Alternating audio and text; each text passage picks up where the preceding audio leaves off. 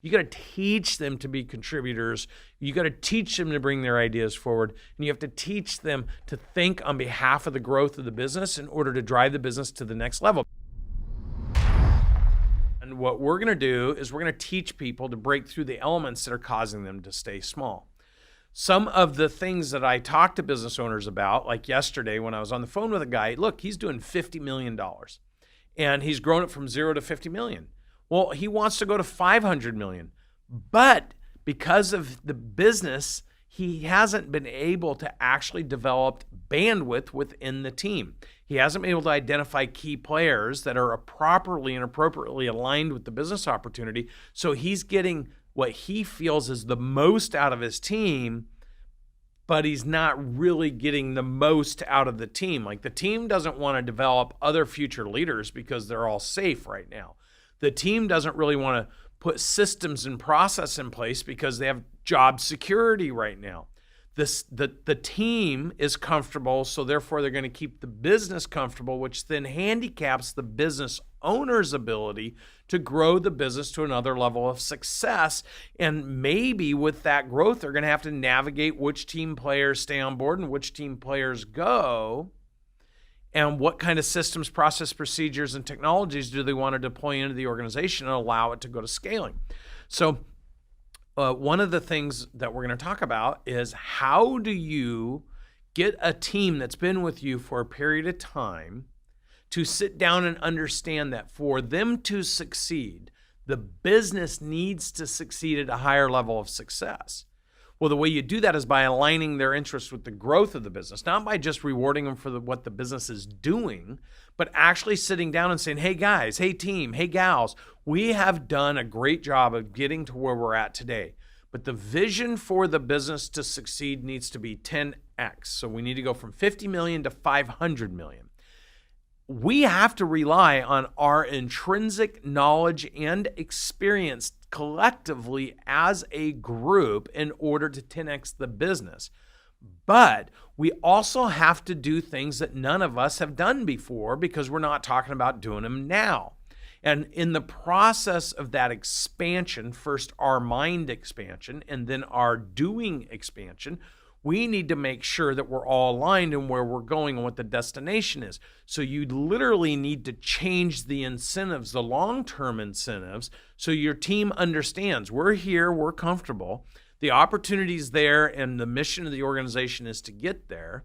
And here's what's going to be in it for you for helping us grow and expand our competencies, our awareness, our intelligence, our doing. Here are the elements that we need to put in place in order to grow as a team. And here's the consequences for those team members that aren't putting forth the energy, effort, or desire to bring these elements into play. And the elements might be outside consultants to come in and do coaching. It might be a shift in how you're doing business. It might be an innovation within your own organization.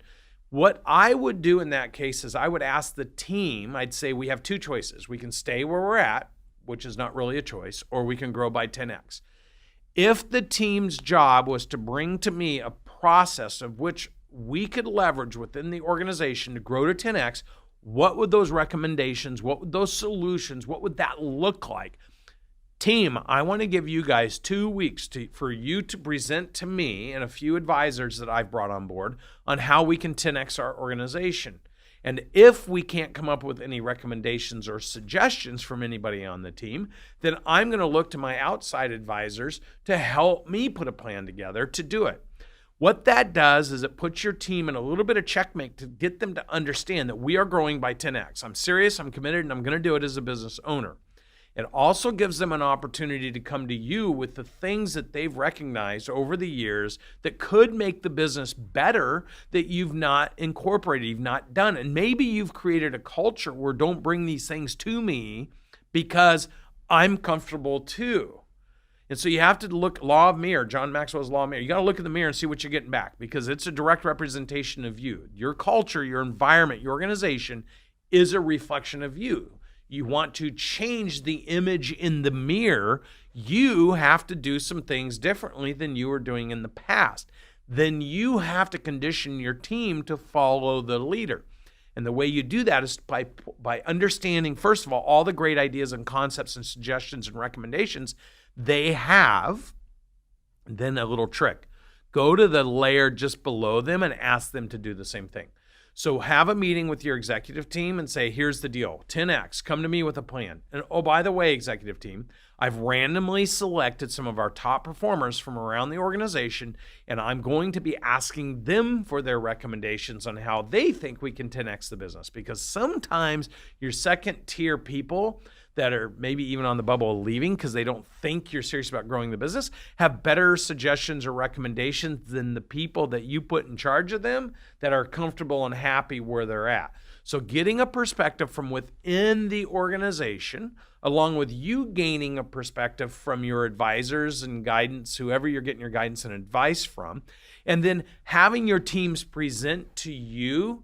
And if your teams can't present any ideas, that should tell you something about the kind of team you've created.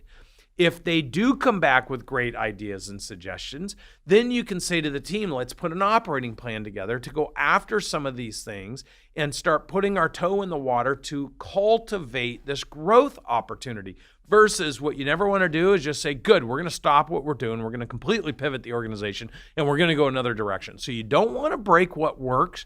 You want to add on top of what works and make it a little better. And that's what Jim Collins talks about, good to great, great by choice, and how the mighty fall. Granular incremental improvement over time, by definition, is innovation. So you don't want to innovate from cold start to something new and risk your organization. You want to innovate what works to try to make it bigger, better, more impactful. And through asking your team their concepts, their ideas, their perspective, their recommendations, their solutions to help make the organization better and bigger, you're going to get transparency into how they think, which is why they do what they do.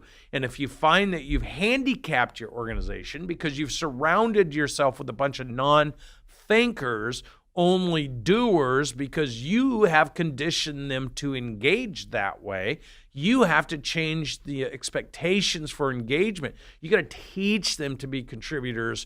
You got to teach them to bring their ideas forward. And you have to teach them to think on behalf of the growth of the business in order to drive the business to the next level. Because what you think is what you say is what you do, and what you do becomes your legacy.